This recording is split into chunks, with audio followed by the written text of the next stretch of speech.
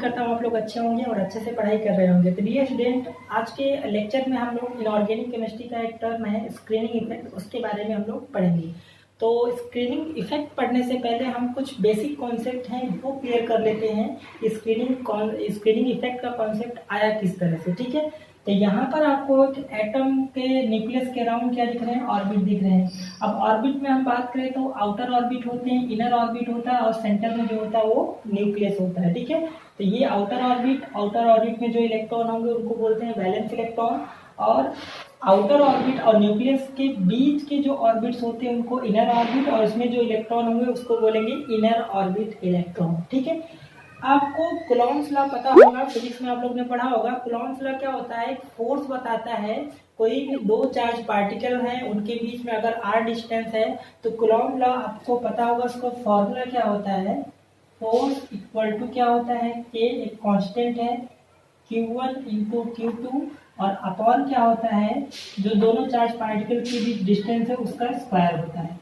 ये आप लोगों ने कूलॉम्स लॉ फिजिक्स में पढ़ा होगा, ठीक है। तो यहाँ पर ये तो दो चार्ज पार्टिकल के बीच है, ये सपोज Q1 है, ये Q2 है और ये r डिस्टेंस है, तो उनके बीच जो फोर्स निकालना है तो उसका फॉर्मूला ये है। अब यहाँ पर हम एटम की बात कर रहे हैं, तो न्यूक्लियस पे चार्ज क्या होगा, Ze होगा, क्योंकि न्यूक्लियस में Z क्या होता है, प्रोटॉन होता है, और प्रोटॉन और न्यूट्रॉन, प्रोटॉन एंड इलेक्ट्रॉन पे जो चार्ज होता है वैल्यू सेम होता है। बस प्रोटॉन में क्या होता है, पॉजिटिव वैल्यू होता है, इलेक्ट्रॉन क्या होता है, माइनस होता है। वैल्यू वही 1.66 इंटू 10 पावर माइनस 19 कूलम होता है। तो इसको आप न्यूक्लियस पे जो चार्ज इसको Q1 मान लो और इसके चार्ज को Q2 मान लो, और डिस्टेंस क्या है मान लीजिए सपोज r है। तो हमें अगर फोर्स निकालना हो कि न्यूक्लियस कितना फोर्स इस वैलेंस इलेक्ट्रॉन पे एक्सपीरियंस कर रहा है, तो कूलॉम लॉ के अकॉर्डिंग हम निकाल सकते हैं। यहाँ से क्या आ जाएगा, फोर्स इक्वल टू k, अब Q1 की प्लेस में हम क्या रख देंगे यहाँ पर, Ze इंटू Q2 की प्लेस हम क्या रख देंगे, E, और डिवाइड बाई क्या हो जाएगा, r स्क्वायर। ये न्यूक्लियस कितना फोर्स आउटर मोस्ट इलेक्ट्रॉन पे एक्सपीरियंस करेगा, ये फोर्स है।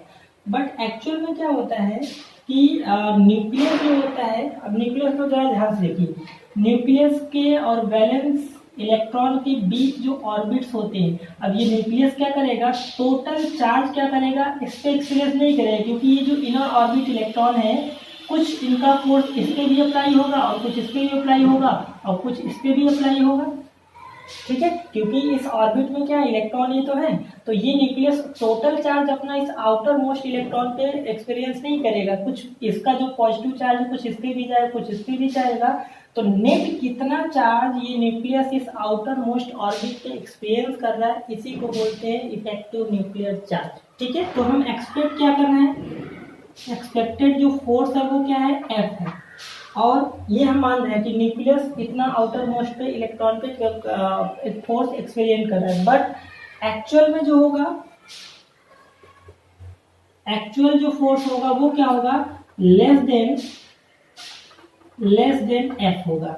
ये बात समझ में आ रही है कि हम मान रहे हैं कि न्यूक्लियस टोटल चार्ज इस आउटर मोस्ट इलेक्ट्रॉन पे एक्सपीरियंस कर रहा है, बट एक्चुअल में क्या होगा, ये न्यूक्लियस पे जो पॉजिटिव चार्ज है वो इस पे भी जा रहा है, इस पे भी जा रहा है, पूरा का पूरा फोर्स ऑफ अट्रैक्शन इस पे नहीं अप्लाई कर रहा है। तो जो नेट फोर्स ये न्यूक्लियस इस आउटर मोस्ट इलेक्ट्रॉन पे एक्सपीरियंस करता है उसी को बोलते हैं इफेक्टिव न्यूक्लियर चार्ज, जिसको हम लोग ने पहले ही पढ़ रखा है, Z इफेक्टिव, इसको क्या बोलते हैं, इफेक्टिव न्यूक्लियर चार्ज। इसको अगर डिफाइन करना हो तो हम क्या लिख सकते हैं, net force experience by nucleus on valence electron, ठीक है। इसको क्या बोलेंगे हम, इफेक्टिव न्यूक्लियर चार्ज। बात समझ में आई। अब देखिए हुआ क्या, ये जो ऑर्बिट में, इनर ऑर्बिट में जो इलेक्ट्रॉन है, इस आउटर ऑर्बिट में इलेक्ट्रॉन है, ये तो इससे अट्रैक्टेड होगा, बट इसमें भी इलेक्ट्रॉन है, तो क्या करेगा, ये इलेक्ट्रॉन क्या करेगा, इस इलेक्ट्रॉन आउटर मोस्ट इलेक्ट्रॉन क्या करेगा, रिपल्सिव होगा। तो ये क्या करेगा, ये नहीं चाहेगा कि पूरा का पूरा अट्रैक्शन इस पे है, ये क्या करेगा, इसको रिपल्स करेगा। तो जितने ज्यादा न्यूक्लियस एंड आउटर ऑर्बिट के बीच जितने ज्यादा इनर ऑर्बिट इलेक्ट्रॉन होंगे उसी को हम बोलते हैं क्या, स्क्रीन करना। तो ये क्या करेगा, इसको रिपल्सिव करेगा, ठीक है, इसमें रिपल्सन डालेगा, तो नेट जो actual net force of attraction होगा न्यूक्लियस का वैलेंस इलेक्ट्रॉन को, उसी को बोलते हैं इफेक्टिव न्यूक्लियर चार्ज, ठीक है। तो यहाँ से जेड इफेक्टिव जो होगा, जेड इफेक्टिव क्या होगा, लेस देन जेड होगा।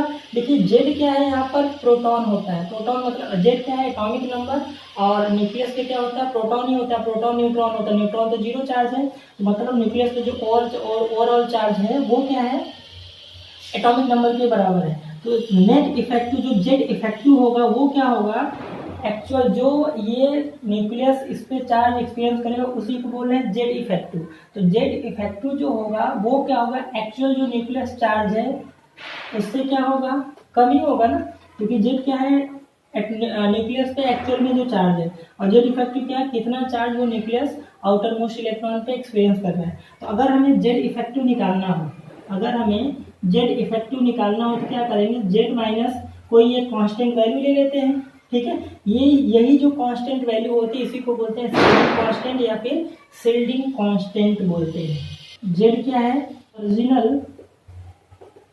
Original nuclear charge, original nuclear charge है, और ये क्या है, इसको बोलते हैं क्या, स्क्रीनिंग कांस्टेंट, क्या बोलते हैं, स्क्रीनिंग कांस्टेंट बोलते हैं। क्लियर है। तो स्क्रीनिंग कांस्टेंट क्या होता है, ये इनर ऑर्बिट में जो इलेक्ट्रॉन है वो क्या करेंगे, आउटर मोस्ट जो इलेक्ट्रॉन है इसके अट्रैक्शन को न्यूक्लियस को कम करेगा। तो अब यहाँ पर थोड़ा सा रिलेशन दे सकते हैं, जितना ज्यादा यहाँ पर स्क्रीनिंग होगा तो इफेक्टिव, ये जेड इफेक्टिव की जो वैल्यू आएगी वो क्या होगी, कम होगी ना। अगर यहाँ पे मैं रिलेशन बोलूँ कि जेड जितना ज्यादा होगा, ये जितनी ज्यादा वैल्यू होगी, ये एक्चुअल न्यूक्लियस चार्ज में क्या होगा, माइनस होगा, तो ये वैल्यू क्या होगा, जेड इफेक्टिव क्या होगा, यहाँ से उतना कम होगा। मतलब यहाँ से कॉन्सेप्ट आपको ये समझ में आया कि इफेक्टिव न्यूक्लियर जो चार्ज होता है इनवर्सली प्रोपोर्शनल टू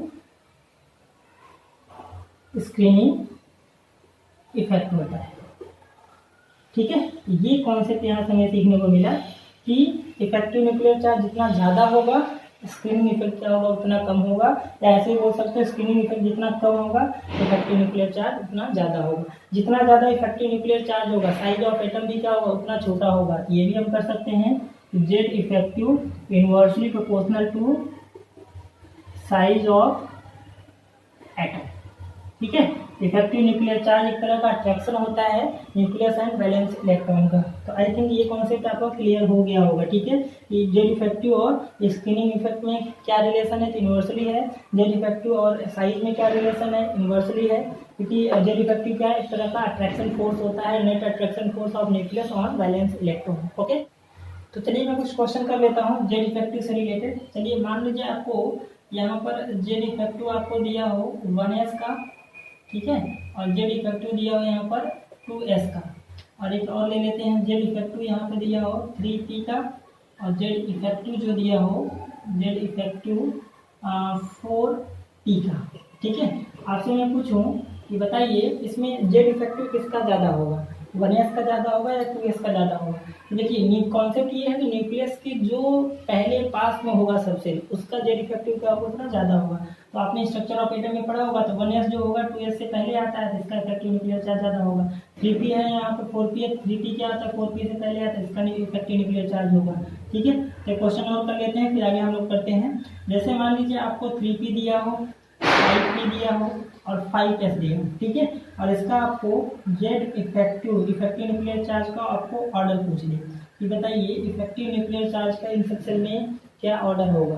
तो जरा देखिए कॉन्सेप्ट बताइए, थोड़ा सा आप सोचिए क्या होगा आंसर। मैंने कॉन्सेप्ट क्या बताया कि जो न्यूक्लियस के जितना पास होगा उसका जेड इफेक्टिव क्या होगा, उतना ज़्यादा अच्छा होगा। तो यहाँ पर देखिए 3p है, 5p है, 5s है। तो यहाँ पर देखिए 3p है, तो आपको अच्छे से पता है कि 3p क्या होगा, न्यूक्लियस के पास होगा, तो इसका जेड इफेक्टिव क्या होगा, इफेक्टिव न्यूक्लियर चार्ज ज़्यादा अच्छा होगा। और 5p है एंड यहाँ पर 5s है, तो आपको पता है कि ये n इक्वल टू 5 है, तो 5s 5p में से पहले कौन आएगा, 5s आता है, क्योंकि ये इसकी एनर्जी होती है n प्लस एल रूल, आपने स्ट्रक्चर ऑफ एटम में पढ़ा होगा। तो यहाँ पर इसका इफेक्टिव न्यूक्लियर चार्ज 5s का होगा, उसके बाद किसका होगा 5p का हो जाएगा। तो इस तरह से क्वेश्चन आपके आ सकते हैं, किसका इफेक्टिव न्यूक्लियर चार्ज ज़्यादा होगा। तो न्यूक्लियस को जो जितना पास होगा उसका इफेक्टिव न्यूक्लियर चार्ज उतना ज़्यादा होगा। तो चलिए हम लोग ने ये कुछ basic concept effective nuclear charge से पढ़ लिया। अब हम बात करते हैं स्क्रीनिंग इफेक्ट का, जो अपना मेन टॉपिक है कि स्क्रीनिंग इफेक्ट होता क्या है, उसका साइज और इफेक्टिव न्यूक्लियर चार्ज से रिलेशन कैसा होता है वो चीज़ सीखेंगे। तो चलिए हम बात कर लेते हैं स्क्रीनिंग इफेक्ट का। तो स्क्रीनिंग इफेक्ट का डेफिनेशन यहाँ पे लिखा हुआ है कि decrease in force of attraction between nucleus and valence electron due to presence of inner orbit electrons are known as screening effect और शील्डिंग इफेक्ट। ठीक है, तो इसका मतलब क्या है कि इसको हम समझने के लिए चलिए एग्जाम्पल ले लेते हैं। सोडियम एंड पोटेशियम एलिमेंट का हम एनर्जी लेवल डायग्राम बना के यहाँ से इसको समझ लेते हैं। ठीक है, एनर्जी सेल डायग्राम बना लेते हैं। तो अगर हम बात करें सोडियम एटम का, सोडियम एटम का एटॉमिक नंबर कितना होता है 11, पोटेशियम का एटॉमिक नंबर कितना होता है 19। ठीक है, अब इसका इलेक्ट्रॉनिक कॉन्फिगरेशन करोगे, इसका इलेक्ट्रॉनिक कॉन्फिगरेशन 281 आएगा। इसका अगर हम इलेक्ट्रॉनिक कॉन्फिगरेशन करें क्या आ जाएगा 288 आ जाएगा। ठीक है, ये सब चीज़ें आप लोग को पता होगा। ये इसका इसी हो गया, इलेक्ट्रॉनिक कॉन्फिगरेशन हो गया। अगर इसका हम और एनर्जी सेल डायग्राम बनाए तो क्या होगा, यहाँ पर देखिए ये न्यूक्लियस हो गया और ये अपना फर्स्ट ऑर्बिट हो गया, ये हो गया सेकेंड ऑर्बिट हो गया और ये हो गया अपना थर्ड ऑर्बिट। ये हो गया सोडियम के लिए। ठीक है, तो इसके फर्स्ट ऑर्बिट में कितने इलेक्ट्रॉन है 2 इलेक्ट्रॉन है, तो हमने 2 इलेक्ट्रॉन यहाँ पे इसको बना लिया। इसमें कितने इलेक्ट्रॉन है टोटल 8 इलेक्ट्रॉन है, तो हमने 8 इलेक्ट्रॉन को यहाँ पे डॉट फॉर्म में रिप्रेजेंट कर दिया।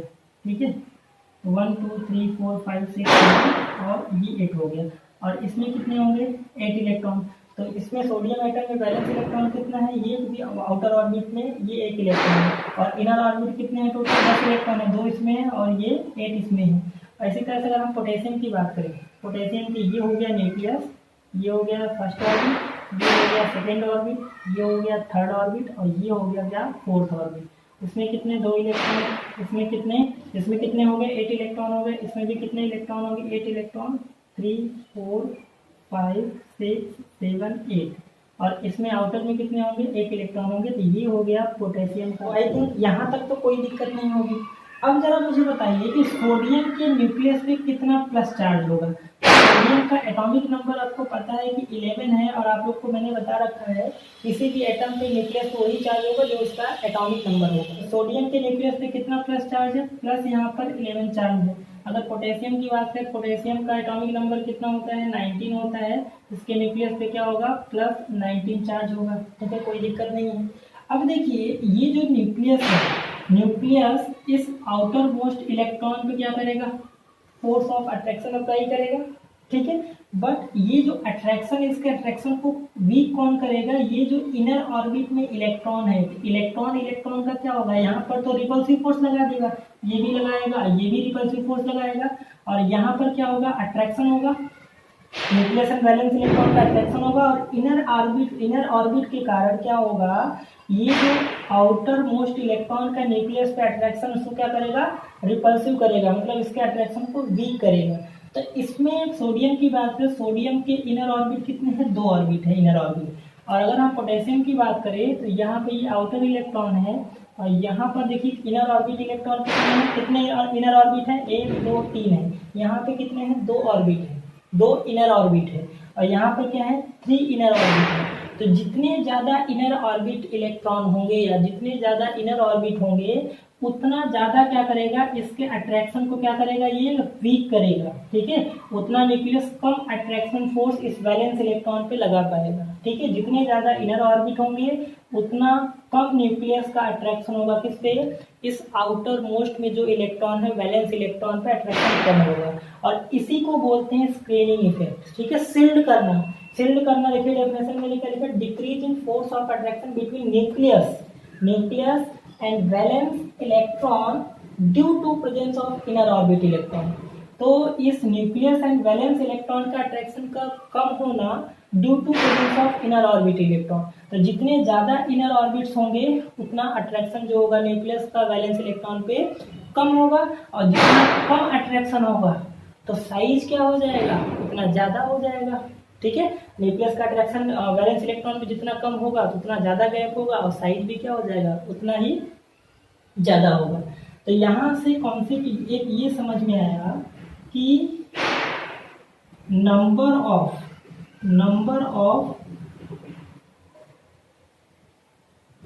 Inner orbits, number of inner orbits जितने ज़्यादा होंगे, स्क्रीनिंग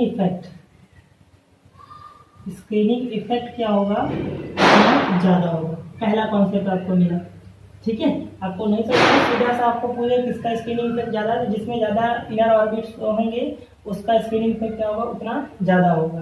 तो यहाँ से स्क्रीनिंग इफेक्ट का रिलेशन हमने क्या देखा था कि स्क्रीनिंग या शेडिंग इफेक्ट हम बोलते हैं, स्क्रीनिंग इफेक्ट का साइज से कैसा रिलेशन होगा, साइज ऑफ एटम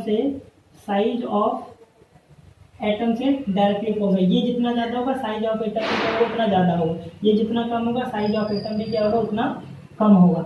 और इफेक्टिव न्यूक्लियर चार्ज से इससे पहले ही हमने देखा कि इफेक्टिव न्यूक्लियर चार्ज से इन्वर्सली प्रोपोर्शनल होगा। ये चीज़ आपका कॉन्सेप्ट इम्पॉर्टेंट है। स्क्रीनिंग इफेक्ट से एटम का साइज से डायरेक्टली प्रोपोर्शनल, और ये जितना जेड इफेक्टिव क्या होगा, ये जितने ज़्यादा होंगे ये जेड इफेक्टिव उतना कम होगा, ये जितना कम होगा जेड इफेक्टिव उतना ज़्यादा होगा। आई थिंक कॉन्सेप्ट आपको क्लियर आ रहा होगा कि स्क्रीनिंग इफेक्ट एक्चुअल में होते क्या है। तो अगर मैं स्क्रीनिंग इफेक्ट की बेसिस से बोलूँ, बताइए इन दोनों में से साइज किसका ज़्यादा है, तो यहाँ पर देखिए इनर ऑर्बिट ज़्यादा है, तो यहाँ पर स्क्रीनिंग इफेक्ट क्या होगा, ज़्यादा होगा। तो इस एटम का साइज क्या होगा, ग्रेटर होगा इन कंपेरिजन टू सोडियम, ठीक है, क्योंकि यहाँ पे स्क्रीनिंग इफेक्ट ज़्यादा है, यहाँ पे स्क्रीनिंग इफेक्ट कम है, ठीक है। ये हो गया पहला पॉइंट। नेक्स्ट पॉइंट यहाँ पर आपको समझना है कि जैसे S P D F subshell है, ठीक है। ये डायरेक्ट क्वेश्चन पूछ लेते हैं कि एस पी डी एफ है, बताइए स्क्रीनिंग इफेक्ट का ऑर्डर बताइए, इनमें बताइए किसका स्क्रीनिंग इफेक्ट ज़्यादा होगा, किसका स्क्रीनिंग इफेक्ट कम होगा। तो डायरेक्ट एक क्वेश्चन पूछा हुआ है, तो एस पी डी एफ में सबसे अच्छा स्क्रीनिंग इफेक्ट एस का होता है, फिर पी का होता है, फिर डी का होता है। सबसे पुअर स्क्रीनिंग इफेक्ट किसका होता है, एफ का होता है। तो इसका सबसे क्या होता है, पुअर स्क्रीनिंग इफेक्ट होता है, पुअर स्क्रीनिंग इफेक्ट होता है। और एस का जो होता है वो हाईएस्ट सबसे होता है, हाईएस्ट स्क्रीनिंग इफेक्ट होता है। ये स्क्रीनिंग इफेक्ट का ऑर्डर हो गया, ठीक है। स्क्रीनिंग इफेक्ट ऑर्डर, ये डायरेक्ट आपसे क्वेश्चन पूछ लेता है, इसलिए इसका ऑर्डर आपको याद करना जरूरी है, थोड़ा दिमाग में रखे रहिए, क्योंकि आप जब भी इनऑर्गेनिक में इस तरह से पढ़ोगे तो यहाँ पर ये सब कॉन्सेप्ट घुमा के रखे आने वाले। स्क्रीनिंग इफेक्ट कॉन्सेप्ट को ऐसे समझिए, आप सिंपल वे में समझिए। जैसे मान लीजिए ये मैग्नेट है, ठीक है, और ये अपना आयरन है, तो मैग्नेट आयरन के बीच क्या होगा, अट्रैक्शन होगा, ऑब्वियस सी बात है। अब मान लीजिए इनके बीच अभी कुछ नहीं है, तो जो भी अट्रैक्शन फोर्स होगा, ठीक है, एक ये आप इमेजिन कर लीजिए। अब हमने क्या करा, इनके बीच में एक बुक रख दिया, तो अट्रैक्शन क्या होगा, हमने एक बुक और रख दिया बीच में, तो अट्रैक्शन क्या होगा। तो जैसे जैसे आप बीच में इन दोनों के बीच में आयरन और मैग्नेट के बीच में बुक रखते जाओगे, तो इनका अट्रैक्शन क्या होता जाएगा, वीक होता जाएगा ना। आपने बुक रख के इसको क्या कर दिया, इसके अट्रैक्शन को कम कर दिया। तो यही होता है स्क्रीनिंग इफेक्ट, और कुछ नहीं है। तो न्यूक्लियस एंड वैलेंस इलेक्ट्रॉन के बीच जितने ज़्यादा ऑर्बिट होगा उसका स्क्रीनिंग इफेक्ट भी क्या होगा, उतना ज़्यादा होगा। तो आई होप आपका स्क्रीनिंग इफेक्ट का कॉन्सेप्ट क्लियर हो गया होगा, ठीक है। तो वीडियो पसंद आए प्लीज़ लाइक करें, शेयर करें, सब्सक्राइब करें। मिलते हैं हम लोग नेक्स्ट लेक्चर में।